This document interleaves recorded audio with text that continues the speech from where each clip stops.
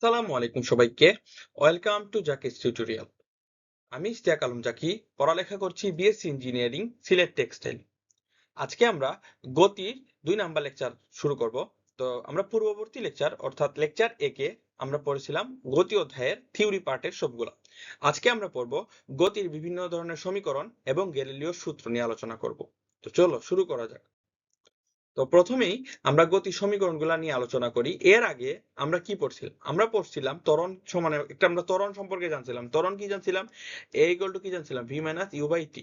তো আমি যদি এইটাকে আর গুণন করি তাহলে এটা কি দাঁড়ায়? v minus U equal to কি দাঁড়ায়? a টি দাঁড়ায়। তাইলে স্যার v সমান কি দাঁড়ায়? u প্লাস a টি দাঁড়ায়। তো এইটাই হইলো তোমার গতির প্রথম সমীকরণ। বুঝতে পারছো? আচ্ছা, মনে রাখো এগুলো। তো দ্বিতীয় সমীকরণ কি? সাপোজ ধরো একটা গ্রাফ আঁকি। তো এই গ্রাফটা হইলো সময় বেগ বনাম সময়। ওকে, এখানে বেগ আর এখানে হইলো কি? সরি, এখানে সময়, এখানে হইলো বেগ। ওকে, ওয়াই অ্যাক্সিস বরাবর বেগ এবং এক্স অ্যাক্সিস বরাবর কি? সময়। আচ্ছা, তো এইটা কি আমরা পড়ছিলাম কি? সমতরণ পড়ছিলাম। তো সমতরণ আমার এই লেখাগুলা তোমার একদম সোজা হয়নি, তো এটা সোজা করি একটু। তো এখানে তো ধরো সাপোজ ত্বরণ মানে কি? সময়ের সাথে বেগ বৃদ্ধির হার। ধরো ত্বরণের গ্রাফ এটা, তো এই বেগ বৃদ্ধি পাইতেছে। এখানে ধরো 0 সেকেন্ড, অর্থাৎ 0 সেকেন্ডে তারা শেষ ছিল এখানে, অর্থাৎ আদি বেগ এখানে এখানে ছিল। তো শেষ বেগ অর্থাৎ ধরো টি-তম সেকেন্ডে তার শেষ হয়েছে, তার মানে টি-তম সেকেন্ডে সাপোজ ধরো এর বেগ ভি, শেষ বেগ কত হবে? ভি। তো এই যে টি-তম সেকেন্ডে কত হবে, এটা মিলাইলে এটা হলো তার কি? গ্রাফ। ওকে, এটা হলো আদি বেগের। তো এখন আমি যদি তোমাকে প্রশ্ন করি যে এই দুই সময়ের অর্থাৎ 0 সেকেন্ড এবং টি সময়ের মধ্যবর্তী সময়ে তার বেগ কত ছিল বের করো, তার মানে কি হবে? অর্থাৎ টি এর অর্ধেক অর্থাৎ হাফ টি সময়, অর্থাৎ টি অফ হাফ বা টি হাফ লেখা যায়, যে কোনো একটা লিখলেই হয়। তো এখানে অর্ধেক অর্ধেক সময়ে কি হবে? তার বেগ হবে সাপোজ ধরো এখানে, তার মানে এর বেগ কত হবে? এই আদি বেগ এবং শেষ বেগের কি হবে? যোগফলই হবে তার এখন বর্তমান বেগ। বুঝতে পারছো আমার কথা? তো এখানে তার বেগ কত হবে? বেগ হবে আদি বেগ এবং শেষ বেগের যোগফল। তো এটা যদি আমি যুক্ত করতে তাহলে কি হবে? যুক্ত করলে হবে এই। আচ্ছা, এখন আমরা কি পড়ছিলাম একটু আগে? যে আমরা বেগ সমান কি জানছিলাম? বেগ সমান লাস্ট ক্লাসে জানছিলাম সরণ বাই সময় অর্থাৎ এস বাই টি। তাহলে এস ইকুয়াল টু কি? ভিটি। এখন আমি যদি তার ভি এর মধ্যে কি করি? তার ভি এর মধ্যে যদি আমি মান বসাই, ভি সমান কি পাইছিলাম? U plus v by two into কি পাইছিলাম? T. Plus v by two into কি পাইছিলাম? টি। তো এইটাই হইলো তোমার কি? এইটাই হইলো তোমার 2 নাম্বার ইকুয়েশন। আশা করি বুঝতে পারছো। তারপর আসে থার্ড ইকুয়েশন। থার্ড ইকুয়েশন কি? আমরা একটু আগে কি পেলাম? সেকেন্ড ইকুয়েশনে s equal to you plus v by two into t. তো এইটারে এখন ধরো এখানে ধরো কি? এস, এস ইকুয়াল টু কি? এখন এখন আমরা কি জানছিলাম? V equal to you plus at জানছিলাম না আমরা প্রথম সমীকরণে? হ্যাঁ, তাইলে প্রথম সমীকরণে যদি V equal to you plus at জানি, এটি, এটা যদি জানি তাইলে ভি এর মান কত বসবে? ইউ প্লাস এটি বাই কত? টু ইন্টু কত? টি। আচ্ছা, এখন আসো, এখন হইলো তাহলে এটা কি করা যায়? সিম্পলিফাই করলে হবে two U by two plus at by two whole into T. আচ্ছা, তাহলে টু টু কাটা, তার মানে ইউ, আর এই টি গুণ করলে কত হবে? এই টি রে গুণ করলে এখানে কত হবে? টি হবে, প্লাস এখানে টি সমান টি হবে। তো এখানে এখানে হবে কি? হাফ, আর এর টি এর সাথে টি গুণ করলে কি হয়? T square. তো এইটা, তো S equal to UT plus half A T square. এইটা হইলো তোমার কি? এইটা হইলো তোমার তৃতীয় সমীকরণ। বুঝতে পারছো? তার পরবর্তীতে আসো, তার পরবর্তীতে তোমার আসো আমরা চতুর্থ সমীকরণে যাই। চতুর্থ সমীকরণ কি? আমরা কি পড়ছিলাম একটু আগে? প্রথম সমীকরণে V equal to you plus কি পড়ছিলাম? এটি পড়ছিলাম না? আচ্ছা, ভি ইকুয়াল টু যদি ইউ প্লাস এটি হয়, আমি যদি উভয় পক্ষে স্কয়ার করি তাহলে কি হবে? V square equal to you plus এটির উপর কি হবে? স্কয়ার হবে। মানে এটা কি হবে? V square equal to u square plus two a u t plus a টির উপর স্কয়ার হবে। আচ্ছা, আমি এই জিনিসটা কি লিখতে পারি? এই এটি স্কয়ারে স্কয়ার টি স্কয়ার লিখতে পারি না? তো আমি যদি এখানে এটার কাইটা, তোমরা কি কোনো মাইন্ড করবা এখানে আমি যদি এটা লেখা দিই? মাইন্ড করলে আবার কমেন্টে জানাও যদি স্যার মাইন্ড করছি। স্কয়ার টি স্কয়ার হবে না এটা? আচ্ছা, এটারও কাইটা দিই, নাহলে স্লাইডে থাকলে যারা স্লাইড পড়ে তারা মনে করবে অনেক কিছু। আচ্ছা, এখন আসো, তাইলে স্যার এই জায়গার মধ্যে কি আছে? ভি স্কয়ার আছে, ইউ স্কয়ার আছে। আমি যদি এই জায়গার মধ্যে কি কমন নেই? আমি যদি এই জায়গার মধ্যে তোমার টু এ কমন নিয়ে নেই, তাহলে এখানে কি হবে? ইউটি প্লাস, তাইলে এখানে কি টু আছে? টু যেহেতু নাই তাহলে কি হবে? ভাগাকারে হবে হাফ আর এখানে কি হবে, এ একটা চলে গেছে, আরেকটা এ আছে, টি স্কয়ার। ওকে, আচ্ছা আমরা একটু আগে কি পড়ছিলাম sir, s equal to UT plus half A T square পড়ছিলাম নাকি পড়ি নাই? তার মানে এই সম্পূর্ণ, এই যে সম্পূর্ণ ব্র্যাকেটে কি লেখা যায়, এস লেখা যায় না? ওকে, তাহলে আসো, ভি স্কয়ার ইকুয়াল টু কি ইউ স্কয়ার প্লাস 2as। এইটাই কি স্যার, এইটাই হইল তোমার নাম্বার 4 সমীকরণ। বুঝতে পারছো স্যার? আশা করি বুঝতে পারছো।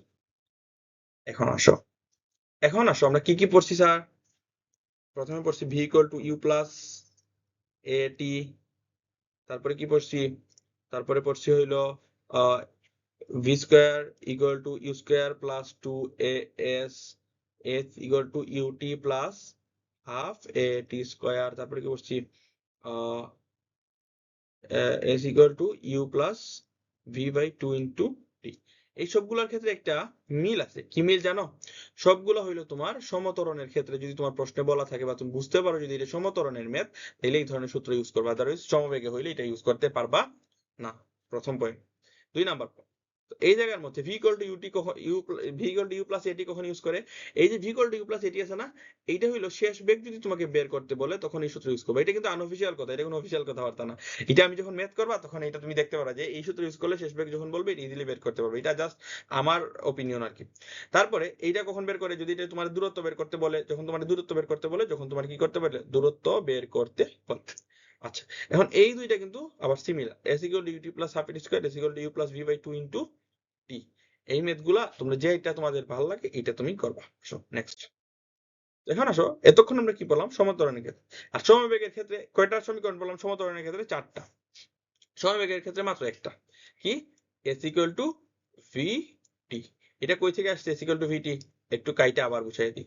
আমরা বেগ সমান কি পড়ছিলাম স্যার বলতো? V equal to s by t. তাইলে কি হবে s equal to v t. এটা কি এই সমীকরণটাই শুধু কিসের ক্ষেত্রে?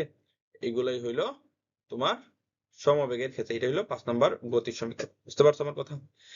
তাইলে একটা জিনিস চিন্তা করো তো, গতি সমীকরণ কি কি আমরা আশা করি বুঝতে পারছো।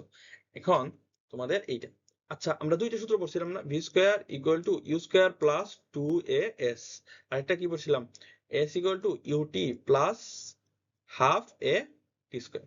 এই দুইটার ক্ষেত্রে এই দুইটা দিয়ে তোমার কি বের করা যায়? দূরত্ব বা সরণ বের করা যায়। ওকে, তো এই জায়গার মধ্যে তোমার কি দেয়া নাই, টি দেয়া নাই। যখন তোমার টি না দিয়ে দূরত্ব বের করতে বলবে তখন ইউজ করবা এই সূত্র। আর এই জায়গার মধ্যে কি দেয়া নাই, টি দেয়া আছে বাট ভি দেয়া নাই।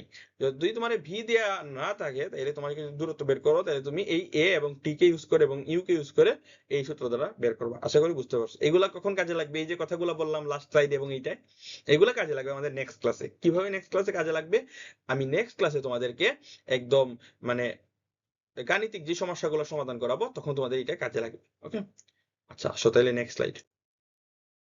আয় হায়, পড়ন্ত বস্তু নিক্ষিপ্ত বস্তু সূত্রাবলী। আচ্ছা বলো তো পড়ন্ত বস্তু কাকে বলে, বলতে পারবা? পড়ন্ত বস্তু জিনিসটা হইলো তোমার, তোমাকে, তুমি পরীক্ষায় খারাপ করছো, এটা কিন্তু ফানি মুডে বলতেছি, অন্যভাবে নিও না তোমরা। তুমি পরীক্ষা খারাপ করছো, আঙ্কেল আন্টি কি করলো, তোমাকে একদম পদ্মা নদী থেকে টুপ করে ফেলে দিল। তার মানে কি করলো, তোমাকে একদম নিচের দিকে ফেলে দিল। তার মানে এটা এইভাবে তোমাকে কি করলো, ফেলে দিল। এই যে তোমাকে ফেলে দিছে, তার মানে তুমি কি করছো, অভিকর্ষের দিকে পড়তেছো না। উপর থেকে নিচে ফেলাইলে কি অভিকর্ষের দিকে পড়ে না? তো অভিকর্ষের দিকে যেহেতু তুমি পড়ছো, তাইলে তোমার এটা কি হবে, এটা হবে পড়ন্ত বস্তু। বুঝতে পারছো? তো পড়ন্ত বস্তু অভিকর্ষের দিকে কাজ করে বিধায় এটাকে আমরা প্লাস চিহ্ন দ্বারা মানে প্লাস ইউজ করি। ওকে, এখন প্লাস কেন ইউজ করি এটা একটু পরে বুঝবো। আচ্ছা শোনো, এখন তুমি কি করছো, আহ আমরা ক্রিকেট খেলি না? ক্রিকেট খেলে ধরো সাপোজ আমরা কি করতাম জানো, আগে টিফিন টাইমে আমরা কি করতাম, ফ্রেন্ডরা মাঠে গিয়ে বলটি উপরের দিকে মারতাম, কে ক্যাচ ধরতে পারে আগে, এইটা আমরা কিসে করতাম। তো উপরের দিকে যখন আমি মারবো তখন এটা কি করছে, অভিকর্ষ ত্বরণের বিপরীত দিকে কাজ করতেছে। যখন অভিকর্ষের বিপরীত দিকে কাজ করবে তখন এটাকে কি বলবো আমরা, নিক্ষিপ্ত। বুঝতে পারছো? এর আগে আমরা দুইটা জিনিস সম্পর্কে আমরা একটু ক্লিয়ার হয়ে যাই। ধরো এখানে এ আছে, এ মানে কি বুঝায়, ত্বরণ। ত্বরণ বুঝতে পারছো? এ। আর জি দ্বারা কি বুঝায়, অভিকর্ষজ ত্বরণ। আচ্ছা, আর এস দ্বারা কি বুঝায়, এস দ্বারা বুঝায় সরণ। আর এইচ দ্বারা কি বুঝায়, উচ্চতা। তো এই দুইটা আছে না স্যার, এ আর এস, এ আর এস সবসময় কাজ করে আনুভূমিক বরাবর, আনুভূমিক বরাবর। আচ্ছা এই আনুভূমিক বরাবর জিনিসটা কি, এই আণবিক বরাবর মানে কি, এই যে এইভাবে আণবিক বরাবরটা হইলো মাটি আমরা যেভাবে হাঁটা চলা করি। ওকে, আর এই দুইটা কাজ করে কখন? এই দুইটা কাজ করে উলম্ব বরাবর। কই কাজ করে? উলম্ব বরাবর। এটা কি হবে? উপর নিচে, উপর এবং নিচে কাজ করে। বুঝতে পারছো আমার কথা? আশা করি বুঝতে পারছো। যদি না বুঝো কমেন্টে জানাই, সমস্যা নেই। তো এটা নিক্ষিপ্ত বস্তু, তো অভিকর্ষ যে বিপরীত দিকে কাজ করে। এখন আসো, v equal to you plus a t আছে। এখানে কি হবে? এ থাকলে উপর নিচে হইলে জি দ্বারা রিপ্লেস হয়ে যাবে। আর এস থাকলে এটা হয় আনুভূমিকের ক্ষেত্রে, যদি এটা উপর নিচে হয় তাহলে এইচ দ্বারা রিপ্লেস হয়ে যাবে। বুঝতে পারছো? এইচ দ্বারা কি বোঝায়? উচ্চতা। এস দ্বারা কি বোঝায়? সরণ বা দূরত্ব। ডি দ্বারা দূরত্ব বোঝায়। আচ্ছা, এখন ভি ইকুয়াল টু কি sir? U plus a t. U plus a t. এখন sir v equal to u, আদি বেগ তো ঠিক আছে, শেষ বেগ ঠিক আছে, দুইটার ক্ষেত্রে এটা যায়, নিক্ষিপ্ত পরন্ত বলো আর আনুভূমিক বলো যাই আছে তাই যায়। কিন্তু স্যার এই জায়গায় এটা নিক্ষিপ্ত না, তাহলে উপরের দিকে উঠতেছে, তার মানে অভিকর্ষ যে বিপরীত দিকে কাজ করতেছে, এই জন্য এটাকে মাইনাস দিয়ে এ লিখতে পারবা না স্যার। এটা তো উলম্ব বরাবর কাজ করতেছে, এই জন্য এর বদলে কি লিখে লাগবে? জি টি। বুঝতে পারছো আমার কথা? আশা করি বুঝতে পারছো। তাহলে এটা কি হবে পরন্ত বস্তুর ক্ষেত্রে? V equal to u g t. ঠিক আছে, জিটি কেন ঠিক আছে? কারণ নিক্ষিপ্ত বস্তুর ক্ষেত্রে কখনোই এ বসবে না, পরন্ত বস্তুর ক্ষেত্রেও কখনো এ বসবে না, ত্বরণের ক্ষেত্রে এটা জি বসবে। আর এস বসবে না নিক্ষিপ্তর ক্ষেত্রেও পরন্তর ক্ষেত্রেও, কিন্তু তখন কি বসবে? তখন বসবে এইচ। আশা করি বুঝতে পারছি। স্যার এটা কি হবে? পরন্ত না, অভিকর্ষ যে দিকে কাজ করতেছে, এই জন্য এটা প্লাস। বুঝতে পারছো? এখন আসো এই সূত্রে, এইটা এস ইকুয়াল টু ভিটি দেয়া না। আচ্ছা, এস ইকুয়াল টু যখন ভিটি হবে তখন স্যার কি হবে? এস ইকুয়াল টু যখন ভিটি হবে, এস কে আনুভূমিক বরাবর না, এইচ উচ্চতা বরাবর। তার মানে কি এস বসবে নিক্ষিপ্ত বা পরন্তর ক্ষেত্রে? অবশ্যই না। তার মানে এইচ ইকুয়াল টু কি হবে? U plus v by two into কত? টি। আর এখানেও বসবে h equal to you plus v by two into t. বুঝতে পারছো? এখন আসো এটা 3 নম্বরে। 3 নম্বরে কি বলছে? S equal to UT plus half a t square. Okay, তো এস ইকুয়াল টু যেহেতু u t plus half a t square, তার মানে এটা কি হইতেছে? এস।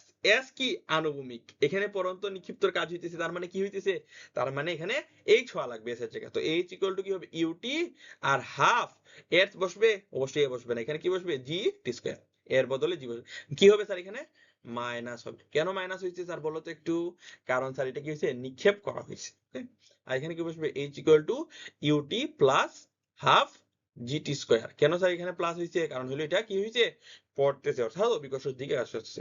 তো এটা কি হবে? V square equal to u square plus two a s আছে, তার মানে v square equal to u square g h হবে। এর বদলে জি এবং এইচ এর এস এর বদলে এইচ। এখানে কি বসবে তুমি আমাকে কমেন্টে জানাবা। আচ্ছা, তাহলে এখানে কি বসবে? V square equal to u square, এখানে প্লাস বসবে না মাইনাস বসবে, এটা তোমরা আমাকে কি করবা? কমেন্টে জানাবা। ওকে স্যার, বুঝতে পারছো আমার কথা? পরন্ত নিক্ষিপ্ত মানে কি? পরন্ত মানে তুমি পরীক্ষা খারাপ করছো, পরীক্ষা খারাপ করলে কি করবে? আঙ্কেল আন্টি টুপ করে ফেলে দিবে, এইটা করছে। পরন্ত হইছে। নিক্ষিপ্ত কি স্যার? নিক্ষিপ্ত মানে হইলো তোমার তুমি বলটা যদি উপরের দিকে মারো, অর্থাৎ অভিকর্ষ ত্বরণের বিপরীত দিকে যে কাজগুলো করে, এটা কি বলা হবে? নিক্ষিপ্ত। আশা করি বুঝাইতে পারছি। পারছি কি? যদি না পারি কমেন্টে জানাই যে স্যার আপনি পারেন নাই, আবার ক্লাস করেন। ওকে ওকে, তাহলে আসো নেক্সট স্লাইড। ওয়ে স্যার, কি বলছে স্যার? এটা গ্যালিলিও স্যারের সূত্রে চলে আসছে কিন্তু। আচ্ছা, গ্যালিলিও স্যারের সূত্রটা কি বলছে? গ্যালিলিও স্যারের সূত্র আছে 3টা, বুঝছো? সূত্র কয়টা আছে? 3টে আছে স্যারের সূত্র। আচ্ছা, প্রথম সূত্রে কি বলা হয়েছে? স্থির অবস্থান থেকে বিনা বাধায়।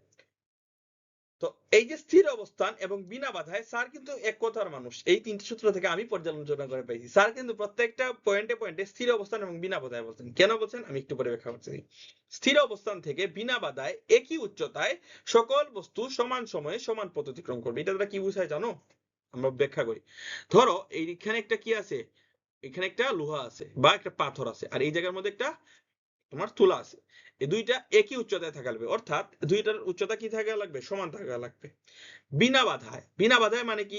এটা এমন একটা ঘরের মধ্যে রাখা লাগবে, যেই ঘরটার মধ্যে তোমার কি করতেছে না, যেই ঘরটার মধ্যে তোমার কোনো ধরনের বাতাস বা কোনো ধরনের ঘর্ষণ, যে কোনো ধরনের ঘর্ষণ এখানে কাজ করতেছে না।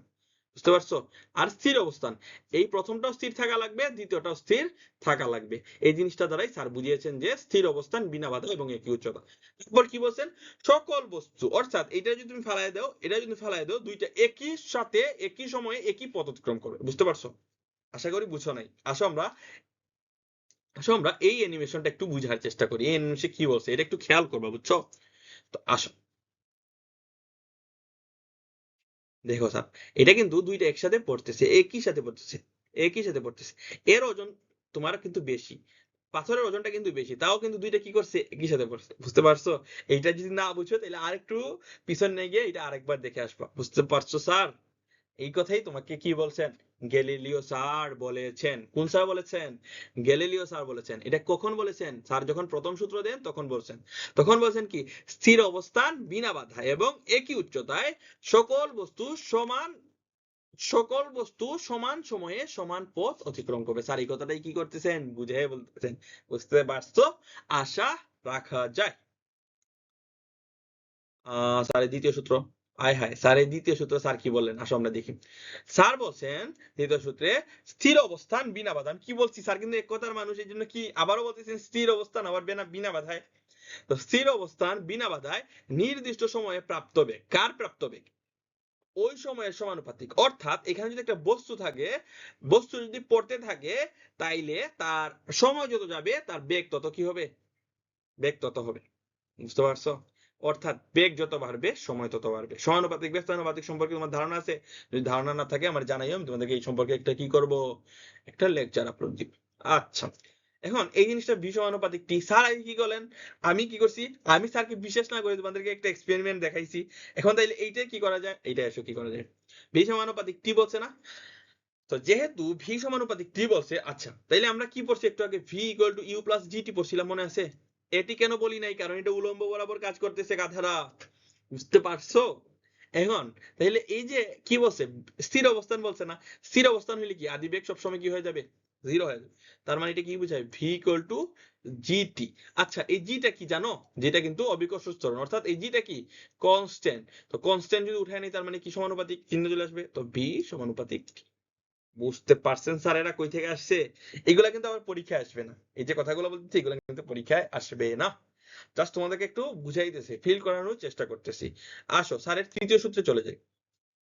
স্যার স্যার কি বলছেন আপনি তৃতীয় সূত্রে? স্যার বলছেন স্থির অবস্থান এবং বিনা বাধায়। স্যার এক কথার মানুষ, সদের স্যার কি করছেন, স্যার আবারও বলছেন স্থির অবস্থান এবং বিনা বাধায়। তার মানে কি, একটা বস্তু থাকবে, এ স্থির অবস্থানে থাকবে এবং এইটা যে জায়গার মধ্যে থাকবে এটা কোনো বাধা থাকা যাবে না।